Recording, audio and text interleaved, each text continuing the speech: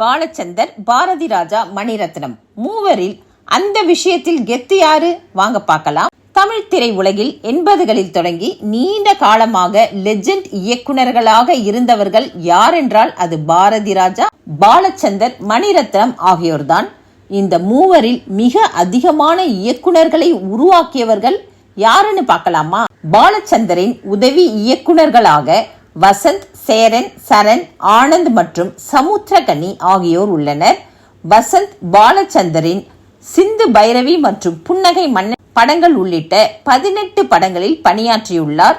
சேரன் தான் அவரிடம் இருந்து வெளிவந்த முதல் வெற்றிகரமான இயக்குனர். அதேபோல் சமுத்திரகனி பார்த்தாலே பரவசம், பொய், அழகி ஆகிய படங்களில் பாலச்சந்தரின் உதவி இயக்குனராக பணியாற்றியுள்ளார். சரண் கேளடி கண்மணி, ஆசை, நேருக்கு நேர் ஆகிய படங்களில் பணியாற்றியுள்ளார். பாலச்சந்தரின் பல படங்களுக்கு ஆனந்த் திரைக்கதை ஆசிரியராக பணியாற்றியுள்ளார்.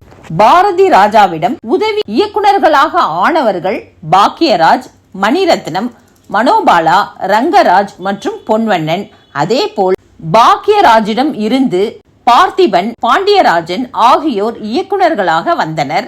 இயக்குனர் வி. சேகரும் பாக்யராஜிடம் இருந்து வந்தவர்தான். மணிரத்னத்திடம் உதவி இயக்குனராக இருந்தவர்கள் சுதா கே. பிரசாத், ஆதித்யா அன்பு, வி. பிரியா, சஞ்சனா கிருஷ்ணமூர்த்தி.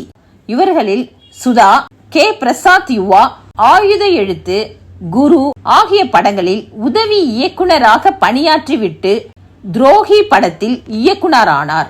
ஆதித்யா அன்பு தக் லைஃப் மற்றும் பொன்னியின் செல்வன் படங்களில் பணியாற்றியுள்ளார்.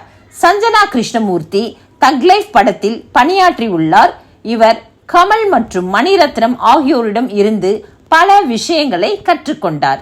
அந்த வகையில் இந்த 3 இயக்குனர்களில் மிக அதிகமான இயக்குனர்களை உருவாக்கிய பெருமை இயக்குனர் இமயம் பாரதி ராஜாவையே சேரும். இந்த தகவலை பிரபல தயாரிப்பாளர் சித்ரா லக்ஷ்மணன் தெரிவித்துள்ளார்.